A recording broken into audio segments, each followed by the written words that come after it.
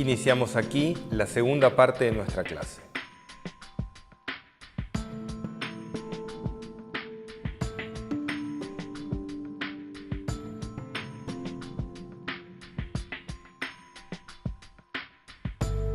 Recién vimos las distintas curvas de la columna. Tenemos tres clásicas, que es la lordosis cervical, la cifosis torácica o dorsal, es lo mismo, y la lordosis lumbar. A nosotros nos gusta también contar la cifosis de la cabeza, de protección del cráneo, y la cifosis pélvica, de protección de los órganos reproductores. Esto es ideal cuando todo está bien, tenemos curvas en la columna. Yo, por ejemplo, no tengo, yo tengo todo rectificado, una tabla de planchar es mi columna. Entonces, a veces cuando llama un paciente y dice, doctor, tengo lordosis o cifosis o problemas de ese estilo, a mí me encantaría. Uno de los males de esta época, que después vamos a ver por qué, es la rectificación cervical. Pero más allá de las curvas de la columna y de su utilidad, nos vamos a encontrar con zonas de conflicto, que es donde la curva cambia de dirección. Entonces vamos a tener lo que se llaman las charnelas, que vamos a nombrarlas como charnela cérvico-craneal o cráneo-cervical, la charnela cérvico-torácica, que es cuando cambia de cervicales a tórax, la charnela tóraco-lumbar y la charnela lumbo-pélvica. Son lugares de conflicto, son lugares de mucha exigencia mecánica, y vamos a ver también que son lugares donde el tejido conectivo, que después lo vamos a estudiar un poco más adelante, se organiza en forma transversal. Algunos autores hablan de que ahí la energía fluye de otra manera o no fluye. Entonces lo que vamos a encontrar es la entrada al tórax y la salida del plexo braquial de los brazos. En esta charnela, en la cérvico-torácica, vamos a encontrar el diafragma, gran músculo que vamos a estudiar, y aquí vamos a encontrar toda la fascia abdominopelviana. Son zonas de conflicto que nosotros tenemos que saber. ¿Por qué? Pues son las zonas donde vamos a tener fijaciones. Entonces ahora vamos a estudiar un poquito, vamos a ver un poquito qué hay en cada charnela. Bueno, aquí tenemos las charnelas, tenemos dibujada una columna, no soy un gran dibujante, esto es anterior, esto es posterior, esto es la cabeza, el occipital, aquí tenemos la pelvis y el sacro. Las charnelas, dijimos, son zonas de gran tensión y todas las vamos a reconocer en nosotros, algunas son bastante obvias. Esta es la charnela que hay entre el cráneo y las cervicales, que son los músculos suboccipitales. Es una zona de mucha tensión, la vamos a estudiar después. Es común que a cualquier persona le ponemos una mano ahí y es, ay, sí, quiero un masaje, porque todos tenemos tensión acá. Después vamos a ver por qué. Pero esta es una zona de mucha rigidez y mucha fijación, que va a estar sobre todo atenta a la colocación de la cabeza. Después aquí tenemos una zona entre lo que sería la séptima cervical y la tercera o cuarta vértebra torácica, que un osteópata llamó la zona ingrata, porque es realmente ingrata de tratar cuando un paciente tiene ahí lograr resultados. Es una zona de mucha rigidez.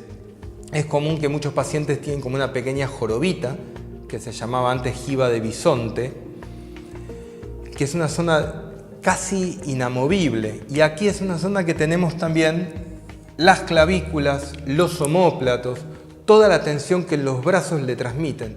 Cuando nosotros pasamos de la cuadrupedia a estar parados, los brazos pasan a colgar de las cervicales y de esta zona. No se olviden que los omóplatos están prácticamente adosados a la parrilla costal, pero están sostenidos por la musculatura de esta región. Luego tenemos la charnela, que se da en el cambio de curva entre las torácicas y las lumbares, la charnela tóraco-lumbar. No es exactamente anatómica, no crean que es entre la 12ª vértebra torácica y la primera lumbar. Nosotros, las vértebras están nombradas de una manera para ordenarnos, pero la biomecánica es un poquito más dinámica. Generalmente es entre la 10ª vértebra torácica y hasta la 2ª vértebra lumbar, es la charnela, y casualmente es la zona donde se insertan todos los pilares del diafragma, que es una gran zona de tensión. Todos tenemos bloqueos respiratorios, a todos nuestros alumnos y pacientes les cuesta respirar con el diafragma en profundidad. Entonces toda la zona de inserción del diafragma es una zona de mucha tensión, y también es una zona donde se inserta el psoas, que después lo vamos a estudiar. Esta es una zona muy común de bloqueos. generalmente no registramos un gran dolor ahí. Si alguien llega a tener dolor en esta zona es que está complicado verdaderamente, pero sí es una zona de bloqueo. Por ahí no la registra, los pacientes no tienen, y los alumnos, un gran registro de esta región corporal. Entonces no vienen y dicen, tengo un bloqueo acá. Pero cuando les pedimos movilidad ahí nos damos cuenta que generalmente es una zona de muy difícil movilidad. Y por último, entre L5 y S1, y un poquito L4, pero sobre todo entre la quinta lumbar y el sacro, hay a veces un cambio de curva dramático. Muchos pacientes que el sacro lo tienen muy horizontal y hay una curva muy grande en esta región. Van a descubrir que muchos alumnos cuando hacen una postura de cierre, por ejemplo Adho-Mukha, que es el ejemplo que suelo usar, tienen toda la columna bien y la quinta vértebra lumbar, lo vamos a ver después en patología, les queda en extensión, porque esta es una zona de mucha rigidez que además va a traer toda la rigidez transmitida de los isquiotibiales y el piramidal y todos los músculos pelvitrocanterios. Entonces, estas son las zonas de hipomovilidad que vamos a tener en nuestra columna y que le van a traer los problemas a nuestros pacientes. Está bueno que las tengamos. No se preocupen si algo del concepto todavía les cuesta, pues las vamos a volver a retomar a lo largo de varias clases. Vamos a verlas dentro de la columna, porque realmente son zonas que tenemos que después tener conscientes, son conceptos nuevos. Entre el occipital y la primera y segunda cervical es una zona de gran tensión muscular. Esta es la charnela entre cráneo cervical.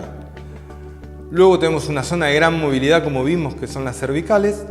Tenemos la charnela cérvico-torácica, que es entre la séptima cervical, que es esta vértebra que tiene la apófisis un poquito más larga, y las primeras torácicas, que es a la altura de la entrada del tórax. Luego tenemos la charnela tóraco-lumbar, que vamos a ver después quiénes se insertan ahí, pero es una charnela que no agarra solamente una vértebra, sino toda una zona donde cambia la curva, de una curva de convexidad posterior a una curva de convexidad anterior. Por supuesto, donde la curva cambia, esas vértebras tienen un trabajo mecánico extra y van a necesitar refuerzos musculares extras. Y luego vamos a tener la charnela lumbopélvica, que es un punto muy importante, la curva que se forma entre el sacro y la quinta vértebra lumbar. Es una zona de mucha tensión y también tenemos aquí las sacroilíacas, que son fuentes de mucha tensión. No se preocupen en retener todo, sino ir agarrando los contenidos, porque los vamos a ir repasando cada vez que veamos cervicales, tórax o lumbares, las vamos a volver a ver. La vértebra típica, vamos a pensar, está conformada por el cuerpo vertebral. Esta es una vértebra esquemática vista desde la parte posterior. Entonces tenemos adelante el cuerpo vertebral y atrás la apófisis espinosa, que es lo que nosotros podemos palpar cuando tocamos en la columna de alguien, que se forma como esa pequeña cresta que vamos tocando, que entra y sale, estamos tocando la apófisis espinosa. A los costados tenemos las dos apófisis transversas. En rojo están las apófisis transversas y en azul tenemos las apófisis articulares. La inferior, que articula con la vértebra de abajo, y la superior, que articula con la vértebra de arriba. Y luego tenemos las láminas y los pedículos, que son importantes generalmente, pues son las zonas de abordaje que utilizan los cirujanos cuando hacen una intervención.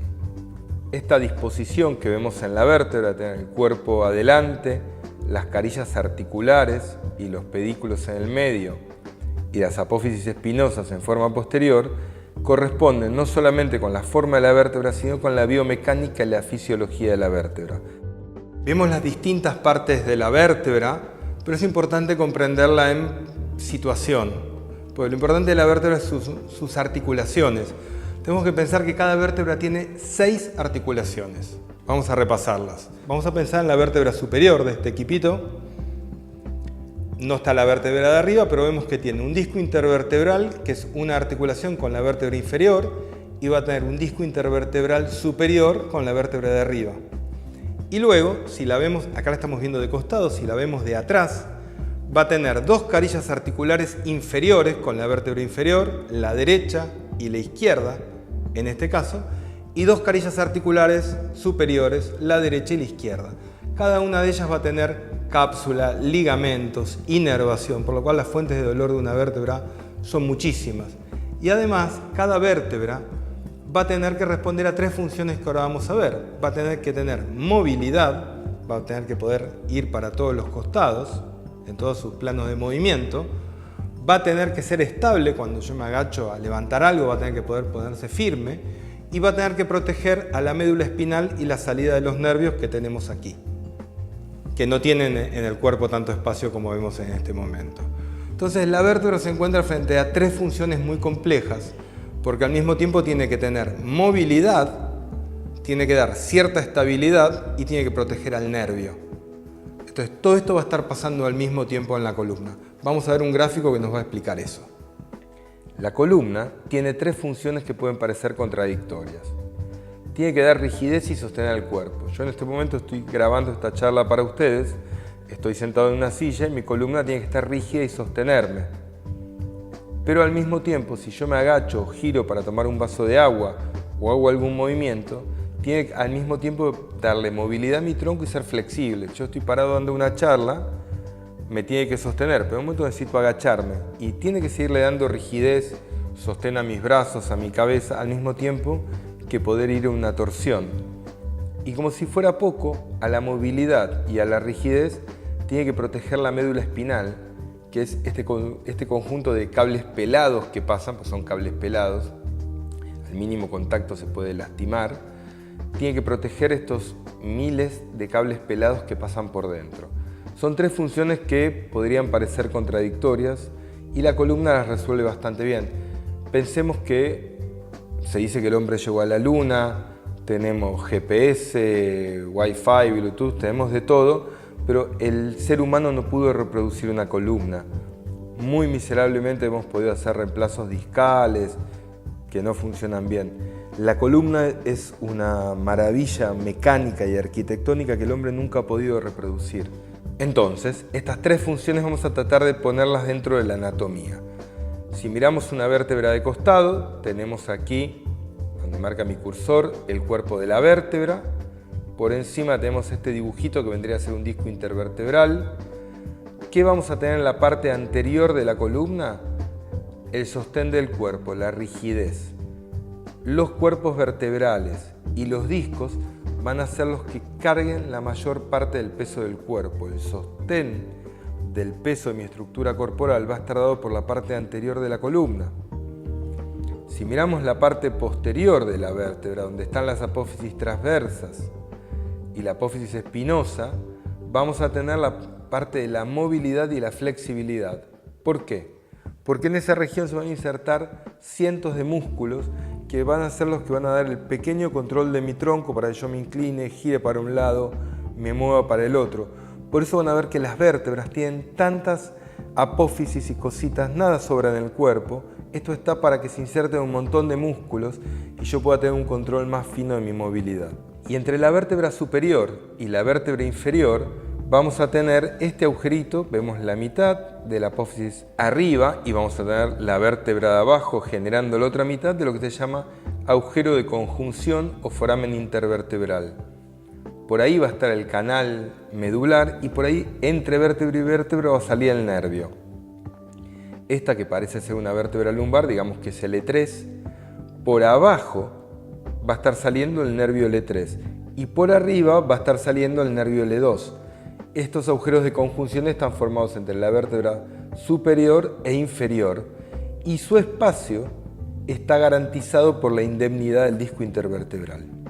Vista de arriba la misma vértebra, vamos a ver el cuerpo intervertebral por delante, que es el que da rigidez y sostén, las múltiples apófisis, tenemos las transversas de un lado y del otro y la apófisis espinosa, y aquí las carillas articulares de la vértebra, y en el medio tenemos el canal medular, que en cada segmento va a ser distinto, y a cada costado va a salir el nervio espinal correspondiente a esa médula. Por eso podemos pensar, muchos biomecanicistas hablan de 3 columnas, columna anterior, columna media y posterior. Esto es un término biomecánico, ¿no? Uno no va al médico y dice tengo un problema en la columna media. Pero sí podemos pensar en la parte anterior como la parte de sostén y rigidez, la parte posterior como la parte de movilidad y más muscular, y la parte media donde tenemos todos los problemas nerviosos de la médula espinal. Cuando veamos patología vamos a ver que cada parte tiene su enfermedad y de acuerdo al problema los cuidados que tenemos que tener en una clase de yoga. Entonces, biomecánicamente en una columna, en la cifosis va a haber una carga anterior, la carga va a estar desplazada hacia adelante. Acá estamos viendo una columna vertebral y lo que ven bajar esta línea que cae a plomo, como una plomada, es justamente la línea de la gravedad, el centro de gravedad. Si yo estoy aquí, esta vértebra, el centro de gravedad le pasa por el medio, va a tener poca carga. Ahora, en una columna dorsal, a esta altura vamos a tener todo este brazo de palanca. Toda esta distancia va a aumentar la carga, el peso cae por acá, pero para esta vértebra va a ser mucho más importante por lo que se llama un brazo de palanca. Cuando yo tengo que explicarle a alguien qué es un brazo de palanca, de una manera muy simple digo, si agarramos 1 kilo de naranjas y lo tengo contra mi pecho, pesa 1 kilo. Si yo extiendo mi brazo, me empieza a pesar mucho más porque la distancia a donde yo estoy, desde donde yo estoy sosteniendo, prueben sostener 1 kilo de naranja con el brazo extendido hacia adelante y van a descubrir que al minuto están agotados. Y si yo tomo un palo largo con 4 metros y le ato el kilo de naranjas a la punta, lo más probable es que no lo puedan ni siquiera levantar. Esto los chicos cuando juegan al juego de sube y baja, que se ponen un chico de cada lado, saben que el que es más flaquito tiene que irse más a la punta para hacer más palanca, y mis hijos, el que era más grande, porque es mayor, se acercaba al centro del sube y baja y de esa manera se compensaban. Por supuesto, entonces, en las lordosis, el peso va a estar distribuido de una manera por donde pasa el centro de gravedad, donde va a haber más carga en la parte posterior, porque el peso va a estar más repartido. Las apófisis articulares de la columna dorsal no van a recibir tanto peso. Estas vértebras van a recibir mucho peso. Y de hecho, en los ancianos son las vértebras que se acuñan y se aplastan en casos de osteoporosis. En cambio, en la columna cervical y lumbar vamos a tener bastante peso repartido en las carillas articulares. Digamos, la columna anterior se va a cargar más en una cifosis porque el centro de gravedad se le fue más lejos. En la columna posterior va a estar más cargada en las lordosis porque el centro de gravedad le va a pasar más cerca. Y por supuesto, si tuviera una hiperlordosis y esto se fuera hacia adelante, habría más carga todavía. Por eso la columna anterior carga el 80% del peso de las fuerzas de compresión. Esto es lo que generalmente carga el disco y la vértebra. E idealmente la columna posterior va a sostener las fuerzas de tensión. Todas las tracciones musculares y las tensiones faciales las va a soportar la parte posterior y va a cargar solamente el 20% del peso corporal. Y ahora ya casi terminando esta clase, que espero la hayan disfrutado, vamos a hablar un poquito de un concepto que a mí me enamoró de la osteopatía, que es el concepto de hipo e hipermóvil. Es muy común en la rehabilitación, en todas las áreas de la rehabilitación, que cuando alguien tiene un problema en esa zona, cervical por ejemplo, vamos todos corriendo a tocar las cervicales porque creemos que el problema siempre está en las cervicales. Esto es algo que yo aprendí en la facultad y en muchas áreas de la rehabilitación. Cuando uno de los conceptos principales de la osteopatía es que el problema puede estar a distancia. Entonces, ¿qué plantea la osteopatía? Si yo tengo una zona que está en problemas, muy probablemente un problema crónico sea una hipermovilidad. Sea una zona que se está moviendo de más, que está yendo más allá de su rango. Entonces está lastimando tejidos y hay tejidos que están siendo requeridos de más. ¿Qué pasa? La osteopatía dice, cuidado, porque esto es en reacción a otra zona que está hipomóvil. Entonces siempre vamos al mismo ejemplo, que me he vuelto loco tratando de buscar ejemplos distintos, pero siempre el mismo es el mejor, que es si yo tengo una empresa o un área de una empresa y tengo 2 empleados y uno se rasca todo el día y no trabaja, el otro va a tener que hacer el doble de trabajo. Ahora, ¿quién se va a quejar? El empleado que trabaja de más es el que me va a venir a pedir aumento, el que va a querer renunciar, el que va a estar en problemas. El empleado que trabaja de menos, que está todo el día en Facebook, en Instagram, paveando, ese no se va a quejar. Nunca me va a traer la noticia de que él no trabaja. El problema, el desbalance de tareas me lo va a traer el que está trabajando de más. Si en un equipo de fútbol hay 2 jugadores, si uno no corre, el otro va a tener que correr de más. Esto es bastante lógico. Dentro del cuerpo pasa lo mismo. Generalmente donde tenemos una zona de dolor es una zona que estamos requiriendo de más, porque hay otra zona del cuerpo que no está haciendo su tarea. Entonces, por ejemplo, si yo estoy en un auto y tengo que hacer una maniobra para estacionar, lo típico es girar la cabeza para mirar hacia atrás y ver el auto de atrás o el cordón de la vereda. Si yo cuando voy a girar, yo tengo que girar, porque de algún modo tengo que mirar hacia atrás. Si cuando yo voy a girar tengo una zona, por ejemplo, la charnela cérvico-torácica, que no se mueve, las cervicales van a tener que girar de más. Entonces, cuando yo tengo un dolor en una zona, generalmente va a estar respondiendo a otra zona que no se mueve. Muchas veces por eso, en masajes o en rehabilitación, si uno va y sigue tocando una zona que ya está inflamada, que está hipermovilizada, la va a inflamar más. Y son alumnos y pacientes que quedan doloridos después de las clases. Muchas veces con dolores no esperables, no un dolor muscular lógico del trabajo, sino un dolor de una irritación o una inflamación. Por eso introducimos hoy este concepto, pero lo vamos a seguir viendo, que es pensar siempre, si hay una zona de dolor, ¿cuál sería la zona que no está cumpliendo con su tarea? Y obviamente, ¿qué es lo que tengo que hacer yo con mis dos empleados? ¿Tengo que pelearme con el empleado que se queja? No. Tengo que poner a trabajar al empleado que no trabaja, tengo que reasignar las tareas. Entonces, seguramente, si yo consigo que el empleado que está en Facebook, en Instagram, paveando todo el día, se ponga a trabajar, el otro empleado le van a bajar sus tareas y va a venir a trabajar más contento. O sea, si cuando yo logro girar, esta zona se mueve, las cervicales no van a tener que forzarse de más, sobreadaptarse y lesionarse a la larga. Esto, llevado a nuestros alumnos, va a ser que, por ejemplo, cuando un alumno hace una postura y la pelvis no le da, porque los isquiotibiales están muy cortos en una postura de cierre, ¿qué va a pasar? Las lumbares van a moverse de más. ¿Y por qué contamos esto ahora? Porque acabamos de ver las charnelas. Y las charnelas son zonas de hipomovilidad clásicas. Entonces van a tener zonas de hipermovilidad reactivas clásicas, que es lo que estuvimos viendo hoy con las curvas de la columna. Bueno, espero que hayan disfrutado de la clase, que esta modalidad les sea cómoda. Manden todas las preguntas que quieran, todas las dudas que les surjan, nos las pueden mandar durante la semana o las vemos dentro de una semana en nuestra cámara en vivo, cuando me van a tener a mí para todo lo que les quede de esta clase. Espero que tengan una buena semana y nos volvemos a ver con todas las dudas que les surjan. Muchas gracias.